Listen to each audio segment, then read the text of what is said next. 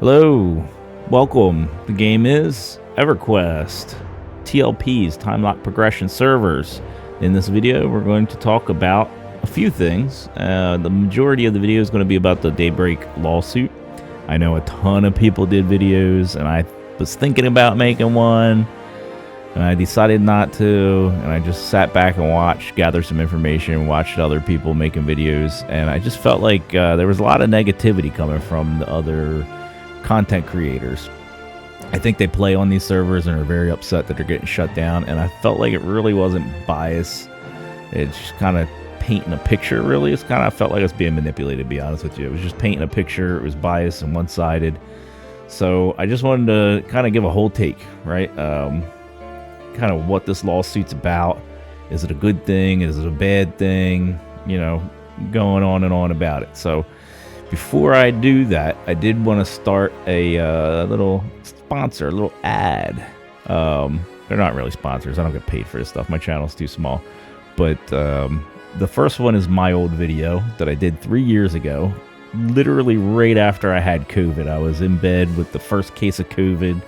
The novel virus, got me for the first time. It was pretty rough. I didn't have to go to the hospital or anything, but yeah, it was pretty rough. I was pretty down and out for a week, and then when I got back up, first thing I did was make a 3-hour-long EverQuest TLP guide.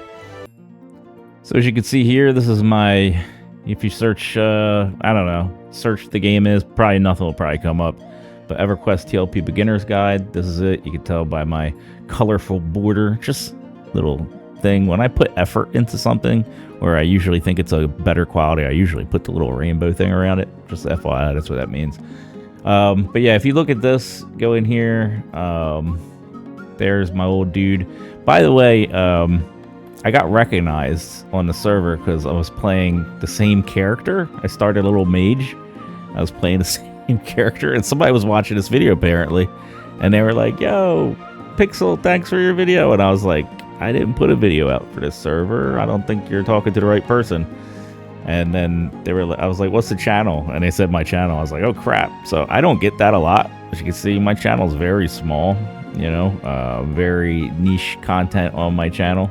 So I appreciate it. Actually, you're kind of the one, if you're watching this, you're kind of the dude that inspired me to go ahead and make a video about this, actually. And inspire my next video that's going to come out. So yeah, so this was 3 years ago, but if you look real quick, a lot of topics. So it's, what, 3 hours long? 2.5 hours long. So if you really want to watch my videos and watch the long form content, I do a lot of talking and discussing about things. But with these long videos, what I always do is put timestamps. So if you just want to jump down to how do you look for a group? How do you do the advanced filters? How do you get some weight reduction bags? What are chronos? How do you get started? How to use Vine, a parcel, to bank, all this stuff, Gina, which is really good. Bree-wall maps is a must-have, absolutely. Links to them here. So all the kind of beginner stuff that you don't really know if you've been playing like emulated servers, I have it all in this video. What is Origin? A lot of people don't even realize they have that. We got soul binders? What are soul binders now? Basic class overview. So I do plan to do an updated version of this that's more specific for Fangbreaker, because Fangbreaker is completely different than most other TLPs. But in the meantime, if you want to look at this, it's a good video. It has a lot of good information. It's still relevant, still valid. So feel free to look that up. That's the first sponsor. My second sponsor. This is just a site. I use Allakhazam's every time I play the TLPs. I've been playing the TLPs since before they were TLPs. I think the first one launched in 2007, like the end of 2007, 2008. I was playing P99, jumped over to the first, classic server. And I got some stories to tell at the end of this video about that, how I think that relates to Project 1999. Anyway, I use this a lot for spells, right? So you can sort spells by expansion, and I got the expansion over here, so you can see, like, in the expansion you're at, is it even, are you even in these expansions? All your basic information. You can go into the spells, see all the detailed information. You can get the Lucy. Everything is here, right? You can see all the comments going back to the beginning, right? 2001, 2002, 2003, all the way up. Sometimes, like, they're recent comments. I update these as well. You can see who they're sold by when you have a subscription. So where do I get that spell? Tell you every single place and how much it costs. Pretty relevant. Most of this stuff is very accurate for classic TLPs. The other thing, there's a lot of stuff in here, right? A ton of stuff. But one of the things I use a lot is item search. Very helpful. You can search by various stats. You can sort it. You can weight it. It can get a little complex. Like sometimes I'll mess with the filters and it just won't show me any results. And I'm like, oh man, let me reset the filters. But yeah, slots, race, class, you can kind of look and see what a lot of the best things are or where they come from. So definitely a good, factions if you want to look. It has everything. This is classic Allakhazam. It's Fanbyte owns it now. They own some other stuff, but it's definitely good. I recommend it. And they're not cheesy either. So I think it's $2 a month, which is nothing. It's $6 for 6 months, which is $1 a month, right? It's literally $1 a month. I mean, there's so much value here when you're playing a TLP. It's unreal. Every time I start a TLP, first thing I do is I eat my chrono to get my subscription going, and then I come here and I re-up my subscription to this. The other thing is it has auto renew if you want to auto renew it, but you don't have to auto renew. Like you can literally just say, I just want to pay for 6 months and I'm good. No hassle on this site. They're not going to try to lock you in, make it hard to unsubscribe. I love that. So if I want to just do a month, or I want to do 3 months or 6 months, boom. So usually what I do is I come in, I throw on my $6, removes all the ads. I don't have to use ad blockers. Everything's here for me. So really appreciate this site. And I want people to know about it. So it's not a true sponsor. I'm not paid for this. I just want people to be aware of Allakhazam.com. EverQuest.Allakhazam.com. Also, right now, I don't know why, Google, usually you'd search something for EverQuest and Allakhazam result would be number one with the link. You can't do that now. For whatever reason, Google delisted them. All the more reason to go here and subscribe and bookmark this sucker. Like I got the spell page bookmarked. I'm making a Necromancer. Next thing you know, I'm making a Beast Lord. I want to search it. I want to see all the Beast Lord spells and what expansion am I in? Oh, Looseland, whatever. Oh, I'm not in Plains of Power yet, so I know Ice Spear's not there. Sort it by level. I copy and paste this stuff into ChatGTP and be like, hey, tell me all the nuke ones and tell me which ones are the best mana to, damage ratios so I could just focus on the ones I want to buy. All kinds of crazy stuff you can do with this. So a little bit long on that. Let's get on with the video. Appreciate you watching the two sponsors. As you can see, make Allakhazam great again. Appreciate you watching that. Let's make it great again. So what is this breakdown? I'm not going to get into a lot of the details. There's a bunch of videos about that, but essentially Daybreak Games is suing the developer, the name of the developer that developed the Hero's Journey, which is an EverQuest server, right? Everybody knows that. So the Hero's Journey, they're suing them. They tried to restrict all the information, so and that failed. So Daybreak Games lost that to make everything private. And then what they did win was a temporary restraining order, right? That says the Hero's Journey, it doesn't have to shut down right now, but they can't do any more updates. They got to leave it as is. They got to escrow their profits. So this is serious. The court's just listen, you got to keep track of this. You can't delete any data. You're now in a lawsuit. It is what it is. So that's some real serious stuff. And that's the base of what's going on. Now, there's a lot of other things that are affected. So as you can see, the Hero's Journey website is up. I don't know if they have any information about the lawsuit or anything. Probably not. It would be stupid for them to do it.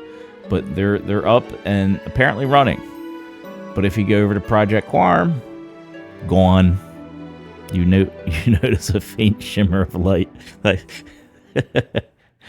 I never knew who. I don't really follow the devs much and all these people that do these emulators. But when Quarm came out, I was like, oh, this is interesting. I had a lot of fun on it. I started watching Secrets' stream on Twitch and just watching her program and listen to her. And I've talked to her in Discord and seen her conversations in Discord. Strikes me as a very intelligent person, obviously. So I've come to respect Secrets. I I don't want to say a lot because I don't even know him, but you know, seems like a really intelligent, well thought out person. I like their thought process a lot. So I think Secrets took this down as a precautionary measure. They're not part of the lawsuit. And I'd imagine other emulators might be doing the same, except for Project 1999. So why would Hero's Journey not get shut down? Why would Secret shut down Quarm? Why is Project 1999 allowed to stay up? You know, at that time it would have been 10 years ago. I have a hunch that the Project 1999 team helped them out with some things. Like, hey, and you know, like they talked on a technical level. Like, how do you make this work? How do you do that? And I think they had a working relationship a little bit, and I think that's why they got permission, with some exceptions. And these exceptions are important. So, they were given permission to go. So that's one thing. Sony Online Entertainment gave or owns this IP. Like, EverQuest is theirs. All this artwork is theirs. All, you know, this everything, the mechanics, all this stuff is theirs, right? They developed all the artwork, all the assets. They leased the sounds. A lot of these sounds you can get from other places, and they made some sounds, I'm sure. But the point being, this is their IP, just like WoW is Blizzard's IP, just like Zelda is Nintendo's IP, right? So this is their stuff. It's copyrighted. You can't just use it willy-nilly however you feel like using it. You know, I mean, technically, if they wanted to, they could say, you're recording this video and putting it on YouTube and making a profit off of it. We don't want you to do that. Take it down. That's our assets you're showing and making profits off of. Technically, they could do that. Now, you know, if somebody did that, obviously they'd be like a villain in today's day and age, but technically they could. You know, if the sound's playing in the background, I had the music on. I don't even think, did they have music? Let's see if they got music. Can't even see the interface. So, not to go on too much of a ramble there, but keep in mind that this is Daybreak's game now. They bought it, they own it. Darkpaw Games is a division of them. You have to get their permission. Project 1999 got their permission. I don't know if it's a contract. I don't know if it was a verbal handshake, whatever it was. Now, here's some other things. They can't monetize. Project 1999 forbids donations, subscriptions, any kind of real money transaction. No. It's got to be a non-commercial use, right? They also require players to own a copy of EverQuest Titanium Edition from 2006. No pirating. You must own that. Now, we all know we quote-unquote own it, right? But the point being is they make that statement clear. You need a copy. You need a hard copy of Titanium Edition 2006 in order to play this. And it's locked. So it's locked at a previous version. So that's another key point there. P99 emulates from the start to Velius, right? I don't even know where they're at now because I haven't played it in so long. But they're classic. P99 is almost like a museum. It's like a custom-built EverQuest museum, right? That we can play and live and enjoy. That's, you know, it's why, you know, it's not exact, but that's why it's so close. It doesn't have all the quality of life features of the TLPs. Those quality of life features of the TLPs is why I play the TLPs over the other things. They don't attempt to kind of replace or compete with the official TLP servers in that kind of aspect. I don't know if they have a contract. I'd imagine Daybreak could say, no, you're not allowed to run anymore, and they would have to shut down. So I'd imagine it's completely up to Daybreak Games if they would want to allow them or not. I do know there was like a post on a forum or on their website stating that they were legit at one point, and that was like a big, like, wow, they actually put it in writing kind of thing. So these are some key aspects, right? Because the reason why I don't play on P99 anymore is because I don't like the quality of life there. It's a great server. A lot of people live there. It's free. I like these TLPs because they have origin. They have a group finder. They, You know, they have all kinds of like little tiny quality of life things that I've come to enjoy and appreciate. Yeah, it's still EverQuest. This server, Fangbreaker, super easy server because they made some changes that made some, you know, very easy to level up. Resist changes made it very easy to kill things that are red, so you get even more experience hot zones. So this is like an easy server, really. But the normal servers, while easier than Project 1999, are still challenging and frustrating for some people and hard to get going. It still has that same EverQuest feel, and I enjoy them. The only thing I don't enjoy about them is the lack of longevity. You know, after, you know, I don't ever go past pop, even if I get to pop. So for me personally, there's not that sense of longevity. That's the only thing I don't like for the TLPs. They're almost like a ladder reset for me every year. It's like a yearly, you know, ARGP kind of session for me. I get in, join a guild, level my character up, maybe at alt, do some raids, get the gear, have fun with the guys. You know, I go as far as I can go, and then I drop off. And I've never been past pop before, so and really don't want to. So again, with all that said, that's why P99 is a little bit different. Now, why did Secrets shut down Quarm? Probably just to be safe. Now, I heard some people talking in game. They were saying things like Secrets was a developer that helped that other emulated server that's getting sued, and that they think that she was paid as a developer for that. So, like, is she going to, like, when they're going to have to open their books? Like, this isn't a joke. This is the law. And if they delete or forge their records, they're going to prison. Like, this isn't playtime. Like, they got to freeze all their assets and they got to report everything. I open their books, and it's going to get evaluated and audited, and they'll see if who's in there making profit off of it. And if that person's making profit off that, running other servers, you know, they could then say, hey, let's look at that server. That could open up calls to say, hey, let's open up these other emulated servers because they were involved, and see what they're doing. And then now you're getting audited. All your finances are being reviewed. Your whole life is under scrutiny. Absolutely smart. Like, seriously, this is a pet project, right? Not something you want to ruin your life over because you're associated with somebody who started taking money. That's another thing. They started taking money, the server that's getting sued, or the person's getting sued, and that's really kind of where they break the biggest ground, in my opinion. They're also advancing it, changing it around, almost making an expansion, and that's kind of the no-no as well. So there's a lot of reasons why Daybreak could go after this emulated server, this company or whatever, this group of people, and want to shut it down.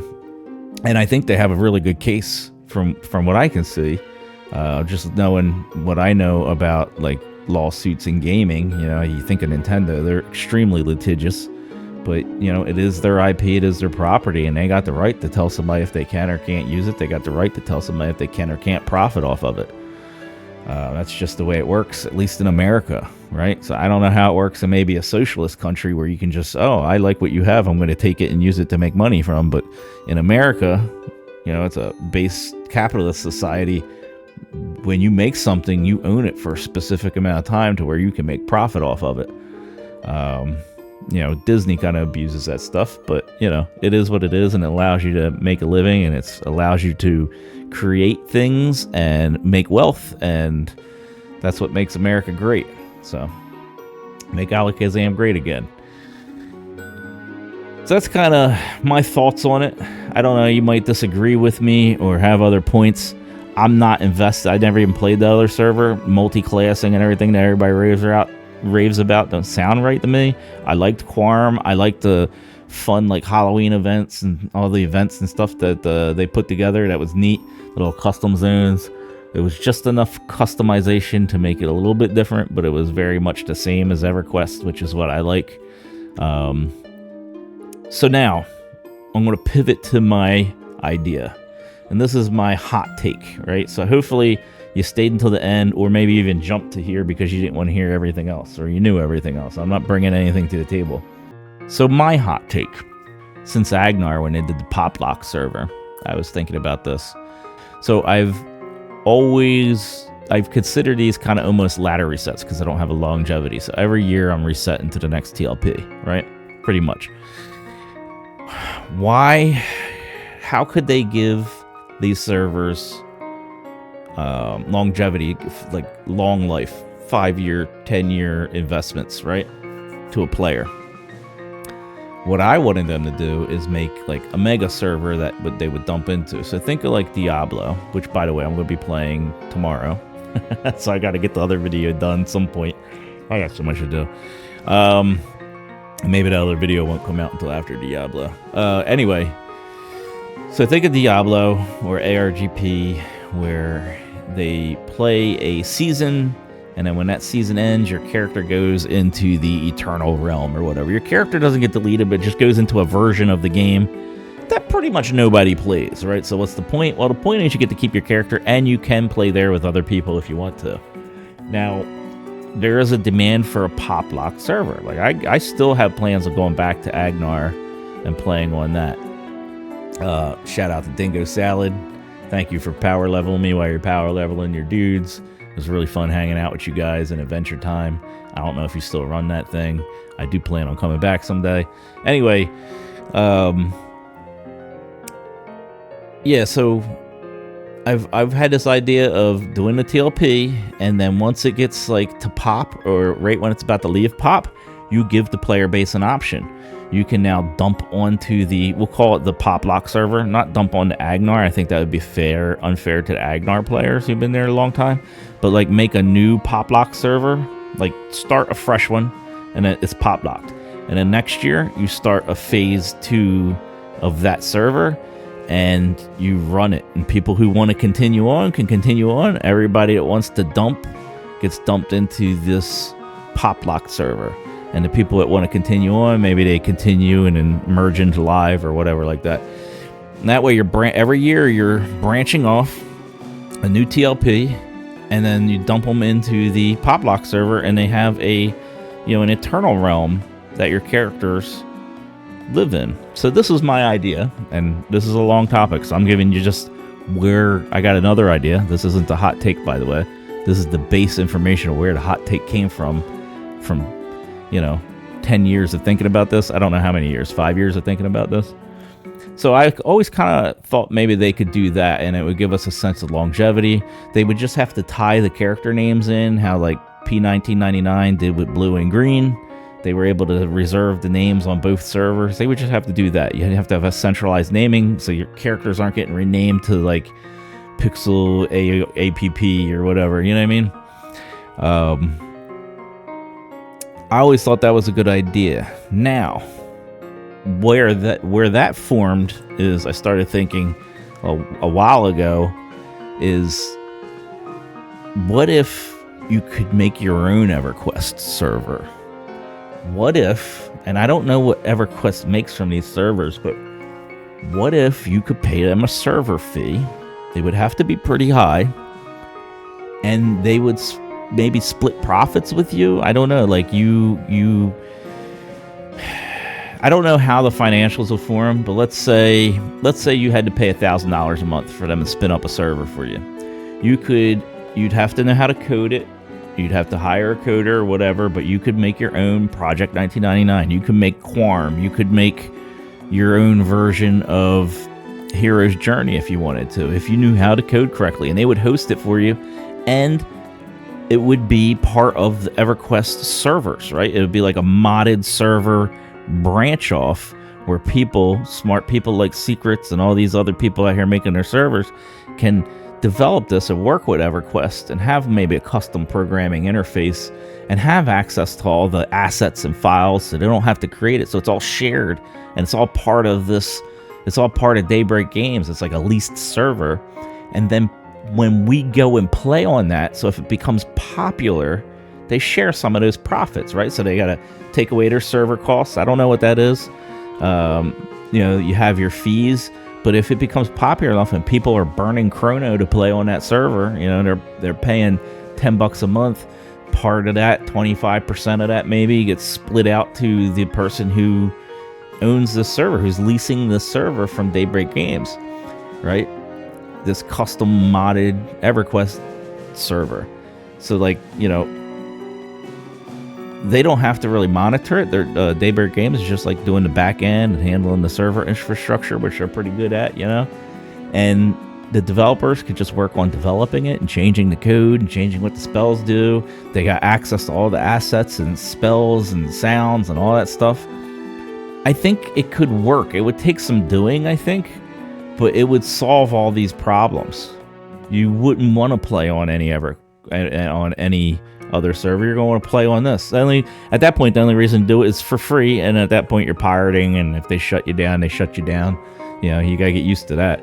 I mean, hey, I liked Oink back in the day. I don't know if any of you guys remember Oink. That site was great. I was very sad to have lossless FLAC format, perfect categorization, perfect, keywording, everything, perfect metadata. I was sad to have a quality site like that to go down. Anyway, kind of rambling again. So that's kind of my hot take, is that could be a thing. So all these cool programmers could just do that, and then not only like they can make money after doing it if enough people are playing it and joining it and full-time supporting it. And then also Daybreak's making money, and they start becoming more of a back-end support, right? And then offering their standard servers as well. And I think it would just bring more people in together. I think more people would be coming into their standard servers because you pay a chrono, it's your subscription across the board. You can play this, that, or the other thing. It's a lot to work out. It's a very aggressive idea, but I think that would be really cool. It would solve a lot of this. Also, I think my seasonal pop lock server dump is a great idea as well. You tell me what you think. You think they're bad ideas? Feel free. Just be respectful. Don't get nasty in the comments. But feel free to tell me if you like the ideas, why you think they would work. Don't like the ideas. Yeah, just feel free to share your opinion, but be respectful as always. Don't get nasty or trolly, or I'll just delete you.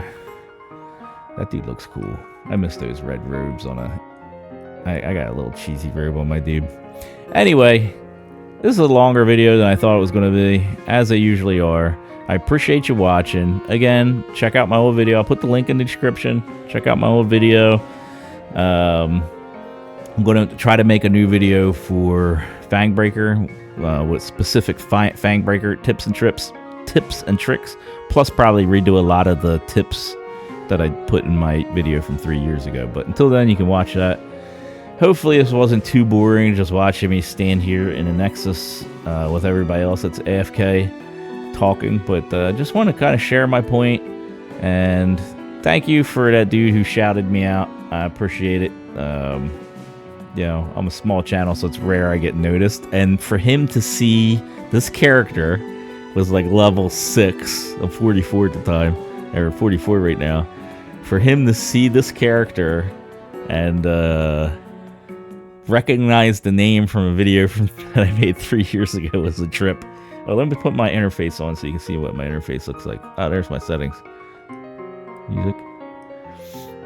I should keep the music down. So this is my interface that I like to use. I like to keep my chats over here, right?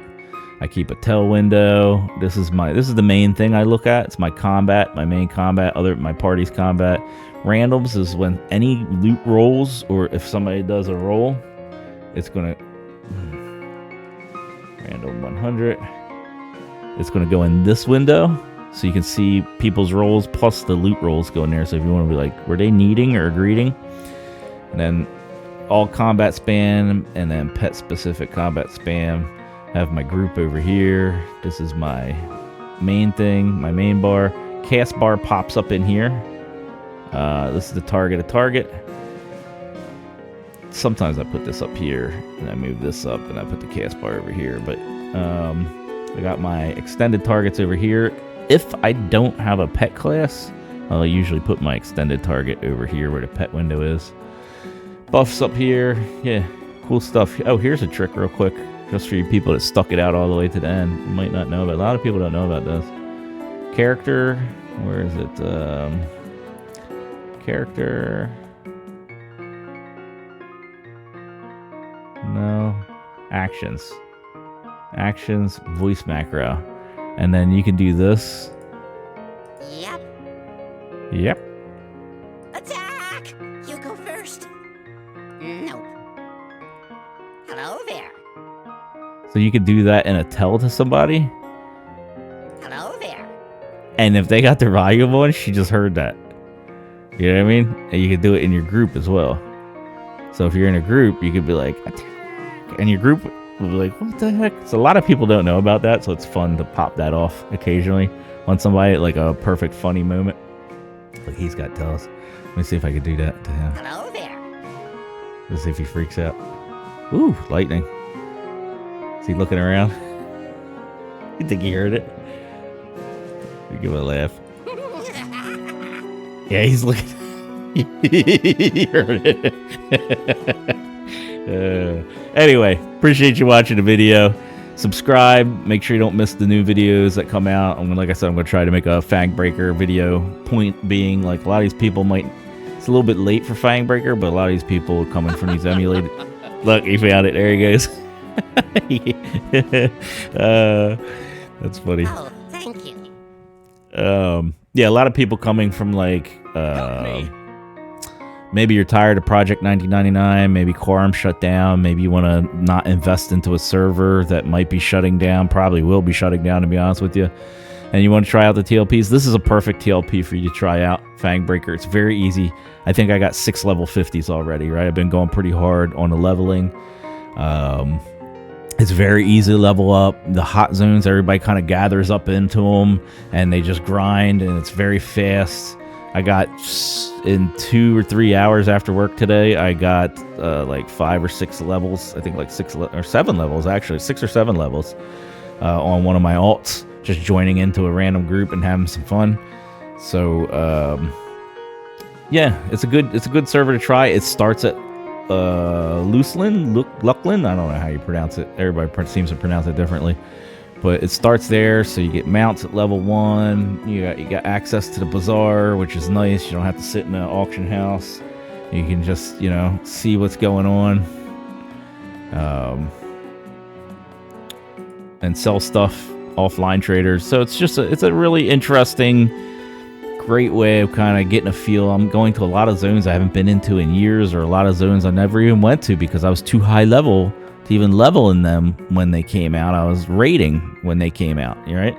So I didn't bother with them. I had all my alts already. I had my main characters. I wasn't leveling. I was raiding, so I missed all that lower level stuff to group in those zones and kill stuff. So it was very, very interesting. I was able to learn all the classes again intimately by playing them, learn a lot of zones. So I actually, server turned out a lot better than I thought it was going to be. Now I gotta get into the rating aspect of it. I don't know if I'm gonna like that or not, but anyway, that's enough. It's a long enough video. I gotta go and edit it now. Thanks for watching. Goodbye, good night, see you in the next one.